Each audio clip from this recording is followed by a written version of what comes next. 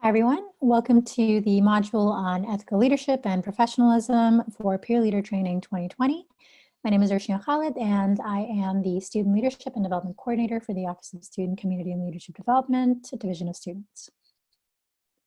So as a result of this session, you will be able to recognize the potential of your impact on campus as a student leader, identify the do's and don'ts of professional etiquette as a York ambassador during any, but especially sensitive situations, and identify your positionality in relation to advocacy and social responsibility. So if we were together, I might ask you to describe what you see in this picture. Some of you might say sharks in a tank, people watching the fish living out their lives, being all big and majestic.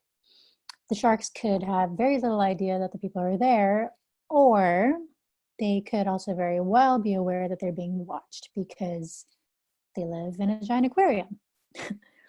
So how could this relate to your role as a student leader on campus, right? Hear me out. So like these sharks, your role can be equated to living in a giant aquarium because, these aquariums are transparent. These sharks are visible. They're at the forefront of what these folks see in this picture. And in the very same way, like these sharks, you as a student leader are at the forefront of student life. You lead by example, you are visible members of the community, folks know who you are. So I'm just gonna share a quick personal story with you. When I was an undergrad, I graduated back in 2015, I was heavily involved in campus life. I was in varsity athletics, I was in multiple clubs, I was a resident stom. And that meant I came across a lot of people every day, some folks that I got to know very personally, some folks, just in passing as acquaintances, but there was a lot of faces, right? So when I became a staff member a few years later, as I am now, sometimes I'd walk down campus walk, and some folks would be walking the other way, and suddenly say, "Hi, Irsh," and I kind of knew them from somewhere, but I didn't know where from.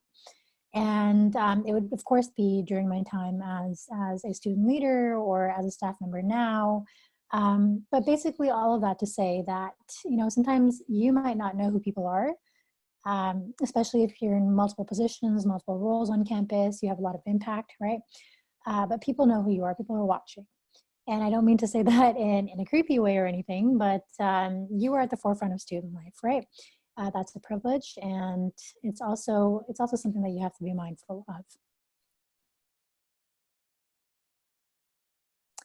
So some upsides of living as a big and majestic whale shark on campus, but also in an aquarium. You have a lot of impact, right? As a student leader, you have access, you have skills building, you have a lot available to you, right?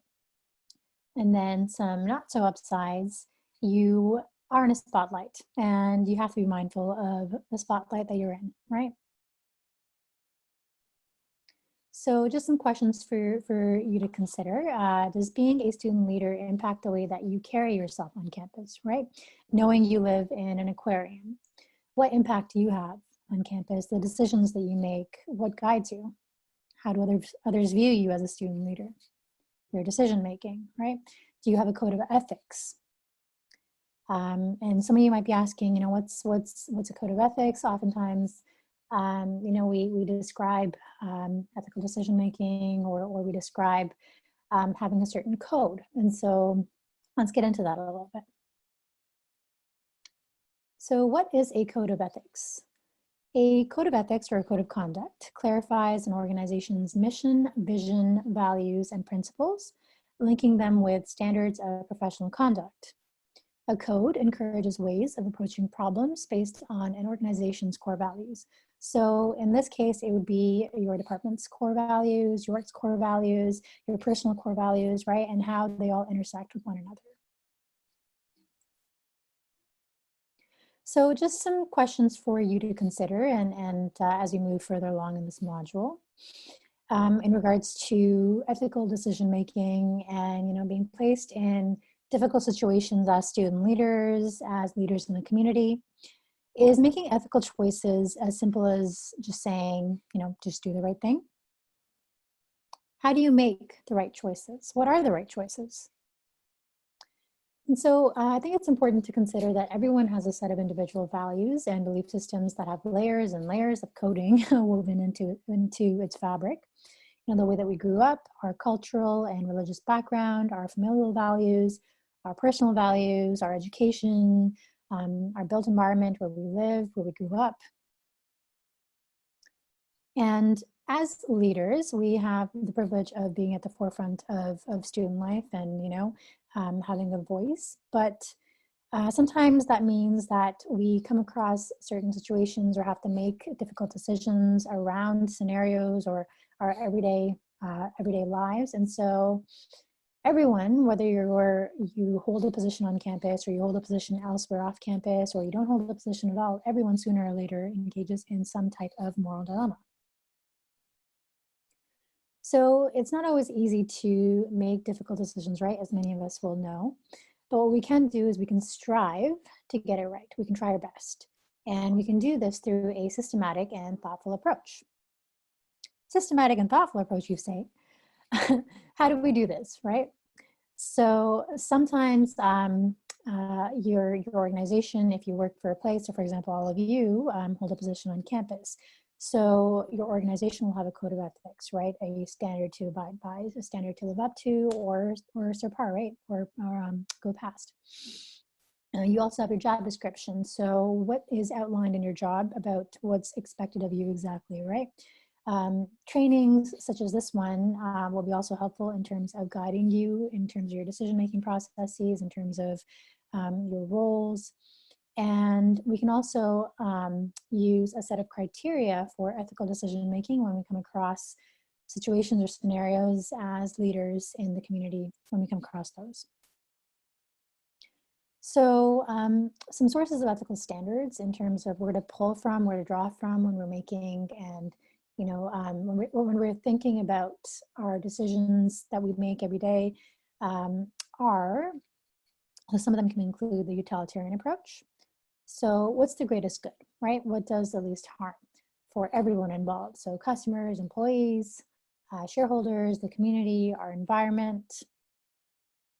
There's a rights approach. So what best protects and respects the rights and dignity of those affected? The fairness of justice approach. So treating all humans equitably and making sure that, if there is a certain imbalance, right? Is that defensible or is it unjust? Is it unfair, right? And many of our current world issues revolve around, fairness. What's fair, what's not, equity, right? Equity practices. There's the common good approach. So this approach states that there's interlocking relationships, that our interlocking relationships are the basis of ethical reasoning. And so respecting and having compassion for everyone else, for everyone involved, and realizing that it's a fabric, right? We're all connected to one another. And so protecting the vulnerable, what's for the common good. So for example, with this COVID situation,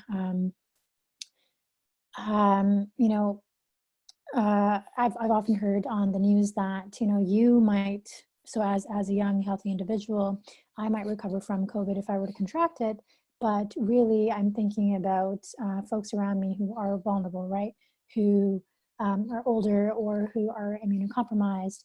And so I'm thinking about the vulnerable, right, beyond me. So what's for the common good for our society? The virtue approach.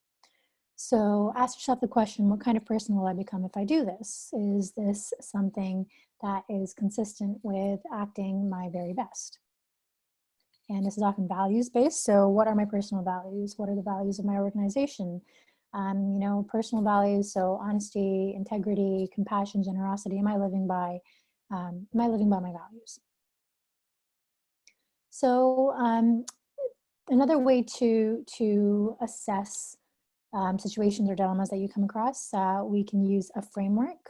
So a systematic approach by, recognizing the ethical issue. So when we're analyzing, you know, what's happening, could this situation or decision be damaging to someone or a group that I'm working with? Does it involve a choice between a good and bad alternative? What is good or bad? You know, is it the lesser of two evils, as we've often heard in society? Is it legal? That's generally a good starting point to start thinking about these ethical dilemmas. You know, you want to start getting the facts. Do you have all the facts of the case that you're analyzing or the dilemma that you're in? Is there something that you don't know? And how do you make sure that you can gather as much information as you can, right? Do you know enough to make a decision, or do you say, hey, I don't actually have enough information to have an opinion about this, or I don't actually know enough about this to make a decision? Who are the stakeholders who are involved? Are some concerns more important than others? And then you want to evaluate alternative actions as well. And so what are your options? What are the consequences of each actions? And have relevant individuals been consulted? Have you spoken to people that you respect and asked them what they would do in that situation? So then once you've considered all those pieces of information, once you've considered all those, I guess, points of the framework, you make a decision and you test it, right? So considering everything just mentioned, which option best addresses the situation that you're in? If your decision and actions appeared on TV, or a parent or someone else you respected was looking over your shoulder, would you be proud of your decision? Could you back up what you did, right? Could you explain it? Could you rationalize it? And then once you've made your decision, you want to reflect on the outcome. So how can your decision be implemented with the greatest care and attention to the concerns of all stakeholders? So are you making sure that, you know, your actions had a positive outcome, that you actually accomplished what you wanted to accomplish? If not, how can you rectify it? What would you do differently next time, right? What have you learned from this? What personal reflections have you made about yourself, about the organization that you're in, the role that you're in, right? So normally we would engage in a conversation around some of these ethical dilemmas. So I understand, you know, there's a certain nuance to these dilemmas and to these scenarios, but I'll do my best to try and guide where a discussion normally would have gone. So how would you decide if you were to come across these scenarios as a student leader? Credibility. So you were assigned work by your supervisor. You're meant to be editing and creating a series of workshops for a university-wide training, such as this one. You're so happy you finished the recording in time, or you're so happy you finished in record time, but you didn't schedule time to double check your work. As long as it's done, right? Your supervisor can take care of the rest. So I'm sure many of us have been in the situation where we're running short in time and, you know, we don't have time to edit and we didn't give ourselves enough time to edit. And so we don't do our best, right? We don't do all we could have to make sure that we're delivering quality work to the best of our capability, right? And so as a student leader, as someone who represents the university, your department, yourself, your deliverable work should always be polished. So you want to make sure that you're doing the best that you can. Your presentations, grammar, spelling, it should all be correct information to the best of your ability. And if you don't know something, it's okay. You can ask, you know, you can ask someone who might know, or if a student asks you a question, you can say, hey, I actually don't know the answer to that, but I'll look it up and I'll get back to you. Doing your due diligence to find the answer to a question, to do as much as you can to make sure that you're delivering quality work. So this is what happens when you don't check your work. This was in my final year of undergrad. Some of you, I mean, I'm sure staff members will remember this, and some of you who were around at that time, this was in 2015, might remember this. This is what happens when you don't check your work.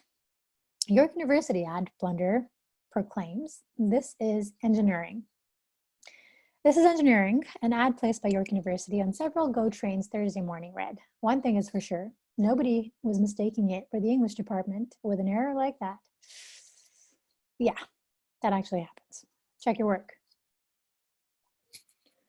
Again, another example of making sure that you are delivering quality work, that you're double checking, you're doing your due diligence, right?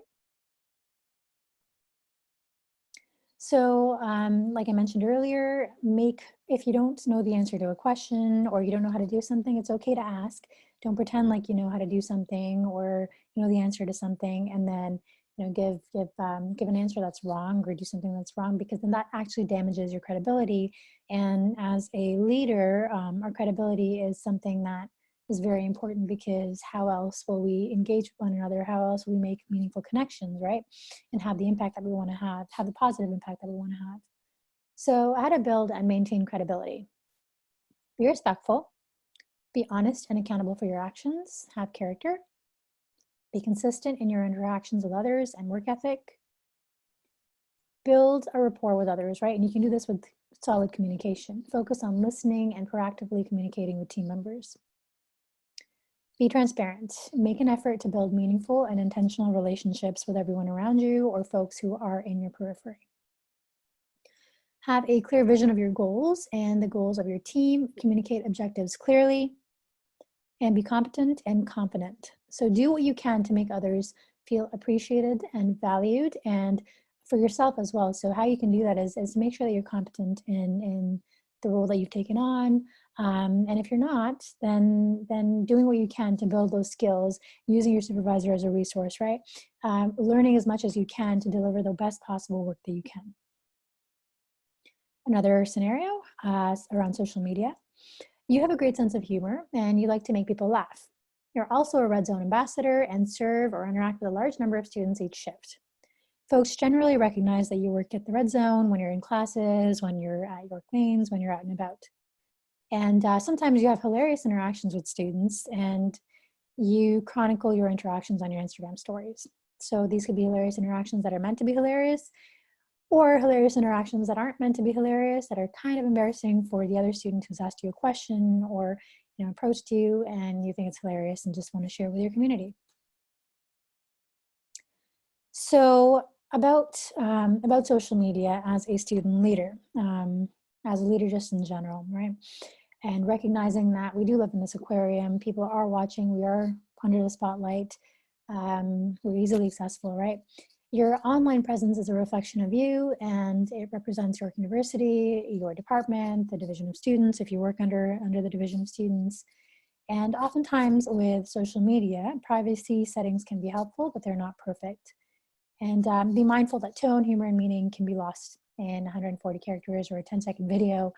And if you're hesitant and if you're trying to post something and you have even an inkling of doubt that comes into your mind, just play it safe. Don't post it. Your future self will thank you, because you can come back and you might not even remember that you posted something X number of months ago or X number of years ago, and it can come back and bite you in the butt, right? So an example of that is I think a couple years ago, or maybe it was last year, or sometime in the last couple of years, where that picture of Trudeau came out, Justin Trudeau came out with the blackface, right? Of course, I don't have time to go into, why that wasn't okay in terms of just having the blackface, but something that he posted years and years and years ago came back, how many years later? Maybe 20 years later. And, it really bit him in the butt. So do things that your future self will thank you for. So looking at representation, you are attending a rally against York. So for example, think during the strike, right? As a student, I lived through 2 strikes. And there's always stuff that's happening around campus as campus as large and politically engaged as ours. There's always stuff happening, right?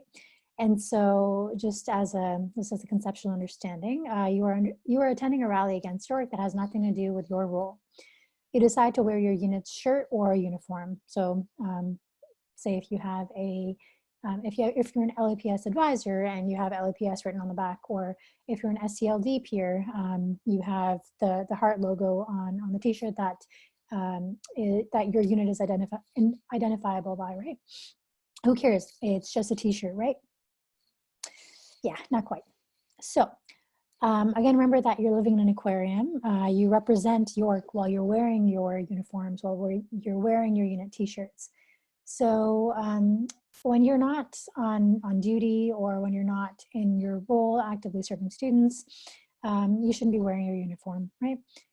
Ensure that you're representing only yourself and not the views of the university, because wearing that uniform or wearing that t-shirt, you are representing York University. You are an ambassador for York University, right? And so you need to be mindful of your role and the direct impact of your representation. How are you being perceived as an employee of York University? Gossip. So you supported a student with a sensitive situation, and you are now hanging out with your teammates. Is it okay for you to talk about the situation that happened?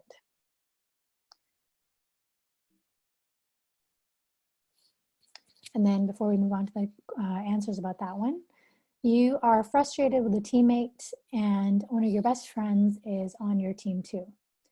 Is it okay to talk to them about your concerns?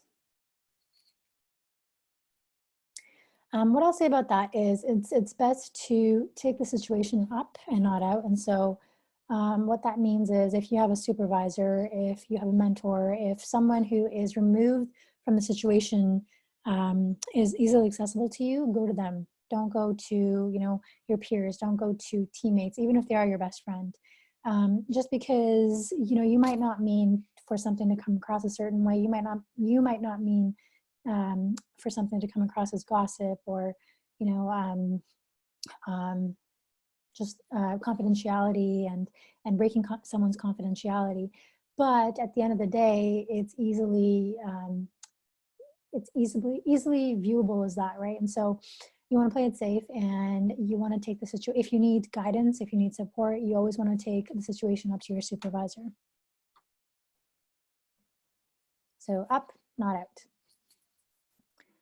So if you have concerns with a peer, so oftentimes working in a team setting, it's often inevitable that we might come across a situation that isn't quite the best, or working in a team setting, everyone's different. Everyone has different ways of operating, different ways of working. And so if you have a concern with a peer or a teammate, if it's appropriate and you feel comfortable, discuss and address the behavior that's happening in the moment. Ask what's going on, engage with folks in a caring manner, right? Discuss its impact on you. So use I statements. So I feel like this when you are constantly late to the shift, and I have to be late for my class, for example. Consider if the situation has happened before and the severity of it, and then bring concerns forward after they happen right away, and don't wait and let these concerns fester, because the longer you let something fester, the more it's going to turn into a wound, and no one likes a festering wound, right? And it's harder to address once a certain amount of time has passed. When it's just in the moment, you can be like, hey, I didn't really appreciate that, and here are the reasons why. This is the impact it had on me. Can we talk about how to move forward in a way that's best for both of us? So talk to your teammate and or your supervisor if you feel it's necessary. Remember that you're addressing the behavior and not the person, so you're not attacking the person. So, for example, you're so inconsiderate. You are always late to the shift. No, you want to be professional in the way that you communicate this. So, for example, hey, when you show up late to a shift, the impact it has on me is one of stress, because I am late for my class and I have to stick around just to make sure that the station is manned, or the station is occupied by a peer leader, right? And so make sure that you have the facts about what's actually happening and not speculation. You're not assuming anything about the other person. You want to engage in the discussion and a conversation instead of pointing fingers, just so you can connect on a deeper level. Inclusive language. So, is it okay to make a joke against a marginalized group? If you're joking around with friends at your claims, you're not on duty, you're not at work, because and then you're also a member of the marginalized group. So, is that okay? So you want to remember that, again, you are living in an aquarium, you are being watched. You never know who might be walking past you and has heard something you've said, and has taken it the wrong way or not in the way that you mean it. And so it's better to just be mindful of that and be safe. And so you want to embrace inclusive language as a student leader. Don't use inappropriate language or tell inappropriate jokes, especially, well, overall, but especially in public spaces, large public spaces like Berry Hall, York Lanes, anywhere really, but especially in those places, right? Because like I mentioned, you don't know who's walking past you and who's heard what. So be safe. Don't use racial slurs, and be mindful of the language you use while you're on campus and online. Okay, so some of you, like I mentioned at the beginning of the scenario section, some of you, these situations can sometimes be complex, and sometimes the ethical dilemmas that we come across are a lot more complex than just like a yes/no answer or a, don't do this, don't do that. So you might say, okay, but Ursh, X, Y, Z is problematic. What do I do about this? So is there a situation that you are not happy with and you want to change that, right? You want to do something about that. How do you actually make an impact? How do you actually make a difference using your role? So just a bit about positionality, advocacy, and social responsibility as a student leader. So like I mentioned at the beginning of this webinar, one of the great things about being a student leader on campus is that you have access, you have skills building, you have impact, right? And so you have a voice. How do you use that to actually do things that are for the common good for everyone involved, that are good for your community, right? That are good for you, that are good for your peers, everyone who's around you. What kind of social responsibility do you have as a student leader who has this kind of access and impact, right? Not a lot of folks do. So the number one thing is that you want to actually identify the change that you want to make. What does that actually look like? What does that actually look like? We don't want to bar you from having opinions, thoughts, suggestions, views, but there's a way to do these things that's most effective, right? What's the root of the issue? You want to set your goals and be clear about what it is that you want. So what's actually the problem, right? What's the root? You want to address the facts. So what effect is it having? So the situation that's bothering you so much that you want to change, what effect is it having on you, on the community, on your peers? Who's in charge? So talk directly with the person who can assist you. Is this your supervisor? Is this another supervisor? Is it a director? Is it a member of the community who is responsible for the thing you have a problem with, right? So knowing who to access to be able to advocate for these changes. You want to express your concerns clearly, and you want to talk. You want to actually engage with how you want things changed. So, what are the alternatives? What have you thought of in terms of solutions?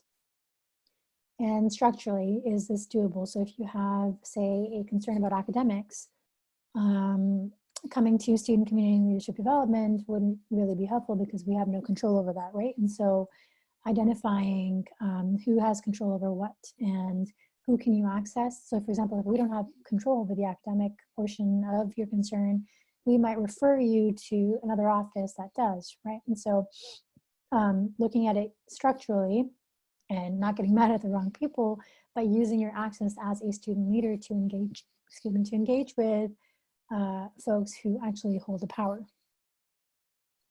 So this is something that this saying is something that I learned a number of years ago as a varsity athlete, as a student leader, as someone who has a lot on my plate in terms of being involved in the community. If I have a problem with something, I oftentimes won't complain about it unless I've actually thought about how to fix the situation or how to solve the problem. And so so basically what it says is that no complaints without solutions.